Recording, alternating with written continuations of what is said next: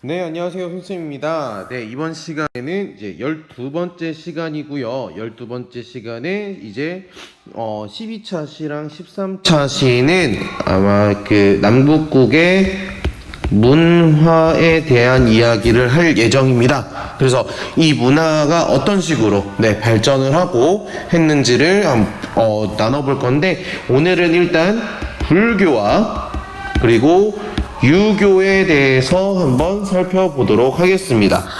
시작할게요. 네, 첫 번째로는 불교 사상의 발달입니다. 이 불교가 어떻게 발달했는지를 살펴보아야 할 텐데요. 대표적인 승려라고 하기엔 승려 또는 스님. 네, 승려가 스님이라는 의미니까요. 이 원효와 의상을 중심으로 한번 살펴보려고 합니다. 일단 원효는 불교가 그 여러 가지 학설이나 학문적으로 했을 때 사상적인 대립을 조화시키기 위해서 노력을 했고요. 그리고 불교를 대중화하는데 크게 기여를 했습니다. 그래서 그 기여한 것을 무엇이라고 하느냐? 아미타 신앙이라고 합니다. 이 아미타 신앙 우리 스텝 2에 나오는 건데요. 한번 읽어보면은 원효는 계를 어겨 설총 이따가 나옵니다. 설총을 낳은 후에는 세속의 옷을 바꿔 입고 자신을 거사라고 하고요. 그래서 노래를 하나 지어서 세상에 퍼뜨렸다고 합니다. 이 무예가 뭐냐면 나무 아미타불을 부르게 되었다라고 하는데, 이 나무 아미타불만 외우면 다들 부처의 이름을 알게 되고 부처님을 모시게 되는 불교의 대중화를 가지고 왔다라는 의미에서 이 나무 아미타불 를 우리는 아미타 신앙으로 부른다라고 보면 되겠고요. 의상 같은 경우에는 당나라에 유학을 갑니다. 그러면서 화엄종을 발전시키고 부석사를 건립을 합니다. 그래서 이 의상의 신앙을 무엇이라고 하느냐? 관음 신앙이라고 하는데, 그게 바로 이 관세음 보살이라는 겁니다.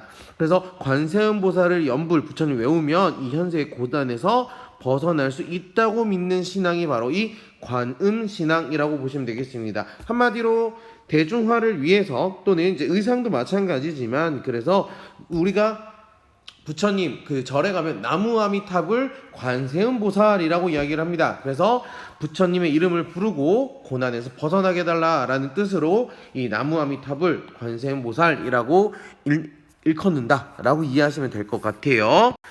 이어서 등장한 스님이 하나 더 있으니 이게 해초입니다. 해초는 어디까지 갔느냐?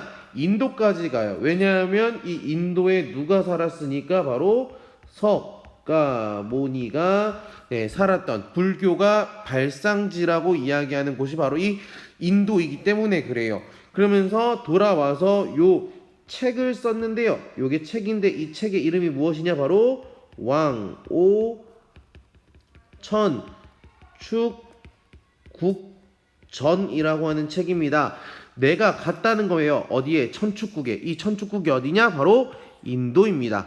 인도 보시면은 해초가 간 빨간색 길을 따라서 가면은 중국 거치고 동남아시아 건너서 인도로 갔다가 다시 중국으로 돌아오는 이 과정을 글로 쓴 게 바로 이 왕호 천축국전이었다. 이 책 이름도 꼭 여러분들 잘 기억해 두시면 좋을 것 같습니다. 넘어갈게요.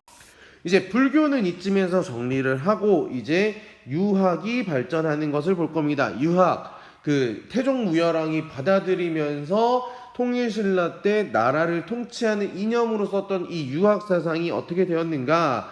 대표적인 인물이 이 강수, 설총, 김대문 등등이 있는데, 강수는 그 유교 유학을 바탕으로 이제 외교 문서를 작성하는데 능했다라는 인물이 있고요. 설총 같은 경우에는 아까 봤었는데 설총의 아버지가 누구였어? 바로 원효대사였다라고 여러분들 기억하시면 될 것 같고요. 이 설총은 이두라는 것을 만들었는데요. 이두가 무엇이냐? 이두는 쉽게 얘기하면 한자를 그대로 쓰지만 음을 가지고 한자를 우리말로 읽는 그런 것을 이두라고 이야기를 합니다. 그 다음에 김대문은 화랑세기, 고승전 같은 책을 썼고요. 원성왕 때 이 독서 삼품과가 실시되었다. 이 유교 경전에 대한 이해 수준을 뭐 했다?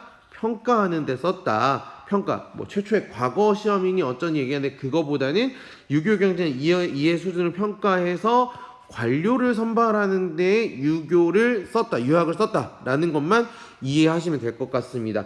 그리고 많은 사람들이 당으로 유학 가는데 주로 누가 가느냐? 육두품 세력들이 갑니다. 육두품이 당나라의 빈공과에 합격한다는데 이 빈공과가 바로 과거 시험 중에 하나인데 외국인들을 대상으로 하는 과거 시험이었다. 거기에 육두품들이 많이 합격했는데 대표적인 인물이 누구였느냐? 바로 최치원입니다. 우리 지난 시간에 봤던 최치원이라고 여러분들 이해하시면 될 것 같습니다. 넘어갈게요. 그리고 기타 기술의 발달이 있는데 이 기술은 어떤 기술이냐? 바로 수학 그리고 의학 같은 과학 지식 같은 것들을 보시면 될 것 같아요. 우리 박사가 마련되어 있었다. 우리 뭐 백제에서는 오경 박사 이런 거 얘기했었잖아요. 네, 그렇게 보시면 되겠고 가장 중요한 건 바로 이 목판 인쇄술입니다. 이 무구정광 대다란이경 요게 바로 요건데요. 이게 바로 세계에서 가장 오래된 목판 인쇄물이라고 합니다. 그만큼 우리가 기술적으로도 빨랐다라는 것만 여러분들 이해하시면 될 것 같아요. 넘어갈게요. 기술은 마지막으로 이제 발해를 살펴봐야겠는데 발해 우리 잠깐만 참고로 발해는 누가 만들었다? 대조영이 만든 국가고요. 이 대조영은 어디 출신이다? 고구려 출신이다 라는 것도 있었고요. 그리고 문왕 거치면서 문왕 때 누구랑 친하게 지냈어요? 그렇죠. 당과 친선 관계를 맺었다. 근데 고구려 출신이긴 하지만 말갈족도 있었고 다른 부족들도 있었단 말이죠. 그렇기 때문에 여러 문화를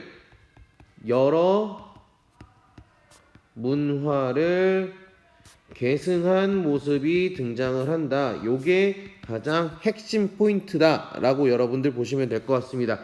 그래서 보시면은 고구려 문화를 계승한 게 있고 당의 문화를 받아들인 게 있는데 고구려 문화는 정해공주묘, 그 다음 당 문화는 정효공주묘가 있습니다. 그냥 헷갈리지 마시라는 의미에서 이 말씀을 드립니다. 그리고 모주림 천장구조가 있는데 천장을 조금 줄여나가면서 했던 게 그 고구려랑 비슷했다라고 보시면 되겠고 당 문화를 수용한 게 바로 이 상경성입니다. 상경성이라는 게 당나라 수도의 성의 모습인데요. 요게 그거고요. 네, 그것들을 이제 보고 비슷하게 만든 이 상경성이 이렇게 되어 있다라고 여러분들 이해하시면 될 것 같아요. 모습이 비슷하죠? 비슷한 모습들을 여러분들 잘 이해하시기 바랍니다. 넘어갈게요. 그러니까 말갈 문화도 당연히 비슷할 것이고 유교도 발달했는데 말갈 무덤은 뭐 말갈의 무덤 양식이나 말갈의 토기가 있고 요거는 뭐 그냥 간단하게 넘어가는데 유교 발달로 주자감 같은 교육기관이 있었다. 그럼 여기서 참고로 신라에서는 뭐가 있었죠? 통일신라에서는 그렇죠. 국학을 설립했고 좀 더 내려가서 고구려에 뭐가 있었죠? 고구려는 소수리망 때 태학이라는 학교가 존재했다 정도만 여러분들 정리해 두시면 될 것 같습니다. 굉장히 말이 빨랐어요. 간단하게 정리를 한번 해보도록 합시다. 첫 번째로 우리는 오늘 뭘 배웠어요? 그렇죠. 불교 배웠고요. 그 다음에 유학 배웠고요. 그 다음에 기술 배웠습니다. 근데 요거는 전부 다 어디다? 요거는 신라를 중심으로 본 거다. 라고 보시면 되겠고요. 네. 그 다음에 마지막으로 발해는 어떠했는가를 봤습니다. 불교 같은 경우에는 사람들이 있었어요. 누구? 원효. 그 다음에 의상. 그 다음에 해초가 있었고요. 유학은 뭐 설총, 그 다음에 강수와 같은 사람이 있었고 어떤 시험이 있었다? 독서 품과라는 시험이 있었다. 그 다음 기술 같은 경우에는 무구, 정광, 대, 다란이경이라는 목판 인쇄물이 있었다라고 보시면 되겠고, 발에는 고구려, 계승, 당, 수용, 그러면서 유학도 여러 가지 발전했었다라고 보시면 되겠는데, 특히 당나라에서 어떤 성, 상, 경, 성이 당나라의 장안성과 비슷하다.